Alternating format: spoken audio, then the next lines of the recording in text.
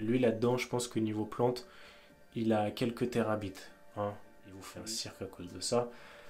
Je vous conseillerais de ne pas rester avec cette personne au quotidien. C'est un conseil de vie. Ok, salut mes résistants, j'espère que vous allez bien. Dans cette vidéo, on va parler des plantes toxiques. On va faire un petit rappel. On va pas parler des plantes comestibles, on va parler des plantes qui sont toxiques. Vous voyez, j'ai le couteau Mito aujourd'hui. Ceux qui m'ont demandé, c'est un tanto. Tanto, c'est les Japonais qui faisaient ça. C'était une extension du katana. Vous pouvez voir la forme.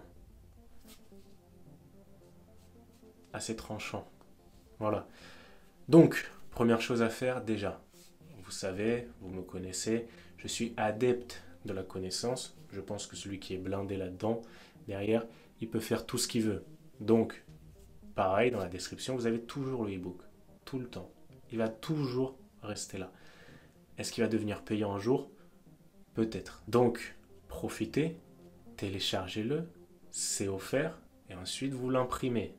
Vous le mettez dans votre sac EVAC. Je peux vous dire une chose, hein, c'est que ça pèsera moins lourd qu'une arbalète Mito qui pèse 5 kg ou quoi. Ça servira beaucoup plus d'avoir quelques feuilles imprimées dans son sac qui vous permettront de survivre dans pas mal de conditions.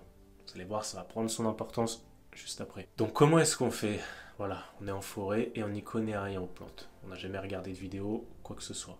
Je vais vous donner quelques ressources pour aller chercher des informations. Déjà, vous allez trouver un e-book, un guide, un livre, peu importe, qui parle des plantes comestibles et qui est illustré. Et avant, assurez-vous que la personne qui vous fasse les cours, les explications, elle ait mangé les plantes. Une fois que ça c'est validé, vous allez télécharger ce e-book, ce guide, prendre le livre carrément, et le mettre dans votre sac EVAC. Pourquoi?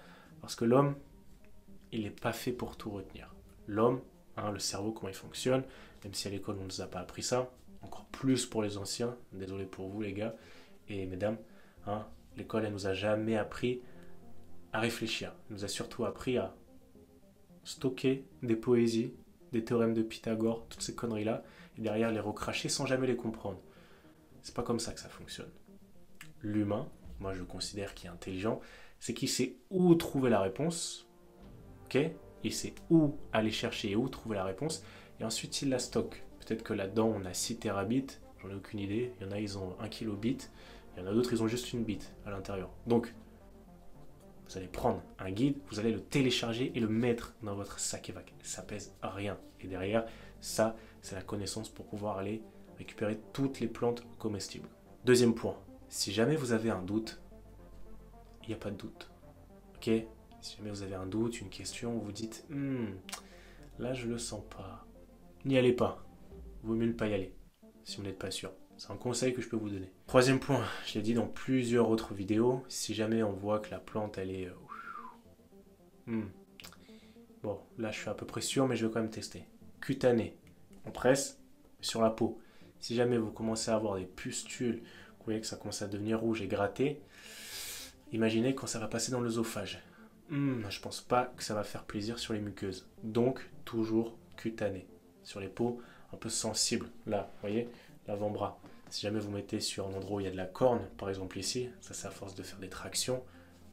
Les mains, à un moment, elles commencent à devenir comme du caillou. Là, ça va pas trop marcher. Donc, un endroit sur la peau qui est sensible. L'avant-bras, par exemple. Formez-vous auprès d'experts. Troisième, quatrième point, j'ai oublié. Moi, qui je pourrais vous recommander, sans faire de la pub, pas un placement de produit ou quoi que ce soit. Celui que je pourrais vous recommander, il m'a pas payé pour dire ça, c'est Chemin de la Nature. Pourquoi est-ce que ce gars-là, je l'aime bien? Alors, je connais pas le personnage, mais j'aime bien sa pédagogie. Le mec est dans la nature, il connaît très bien son sujet. Lui, là-dedans, je pense que niveau plante, il a quelques terabytes. Lui, il a de la connaissance. Et donc, il montre aux gens. Il cueille la plante, il mange, et ensuite il fait manger. Ça, c'est la bonne pédagogie. C'est commandé par l'exemple. Donc, qui de mieux que Chemin de la Nature pour vous apprendre toutes ces choses-là? C'est une chaîne YouTube assez balèze. Pour certains, vous allez connaître. Ensuite, ne tentez jamais en grande quantité si vous n'êtes pas sûr. Déjà, il faudrait même éviter si vous n'êtes pas sûr, mais on va éviter de prendre des grosses quantités. Allez, on va prendre des baies de houx. J'ai vu sur quoi? J'ai vu sur un blog une fois quelqu'un disait on peut consommer des billes de houx, mais attention en très petite quantité parce que sinon c'est toxique.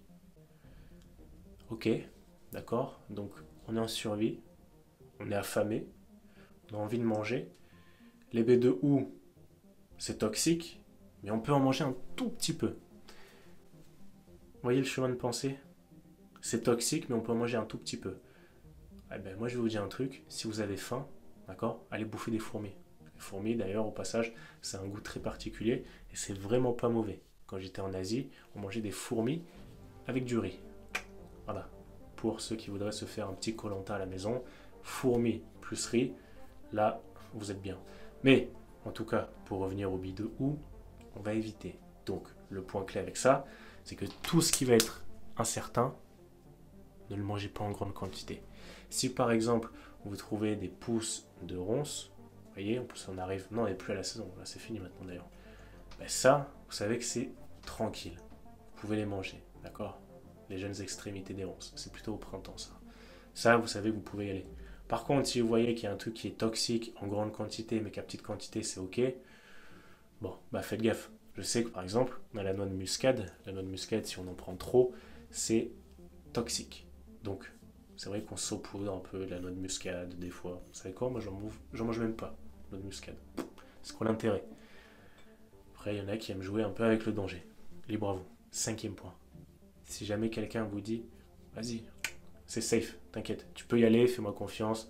Moi, je suis un pro, expert en survie. Ouais, voilà, il vous raconte son parcours, un peu mytho, hein, ce que j'essaie de pas trop faire. Ouais, au passage, hein, désolé si jamais je raconte un peu trop mes expériences à l'armée.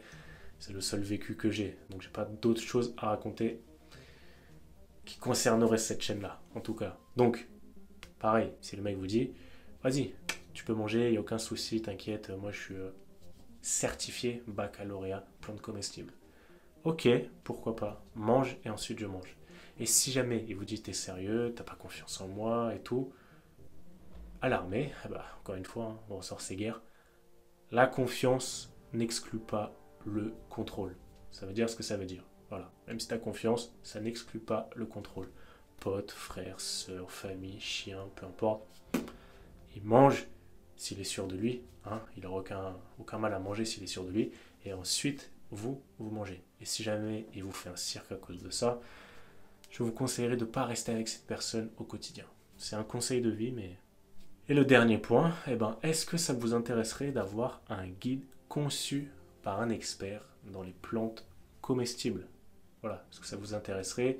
Si jamais vous n'arrivez ni à trouver un e-book, ni à trouver une formation, ni à trouver quoi que ce soit qui parlerait des plantes comestibles, je peux aller chercher l'information avec des experts et vous mettre un petit e-book au format papier. Comme ça, qu'est-ce que vous faites avec? Si vous avez bien retenu le point numéro 1, on l'imprime, plastifié dans le sac. Et on enlève l'arbalète qui pèse 5 kg, qui servira peut-être pas à grand chose. À vous de voir. C'est tout pour cette vidéo. Abonnez-vous, likez, e-book, et dites-moi dans les commentaires, vous. Voilà. Et allez regarder les vidéos Chemin de la Nature. Pour moi, c'est le mec le plus qualifié francophone à parler de ce genre de sujet. Je vous dis à très bientôt. Ciao.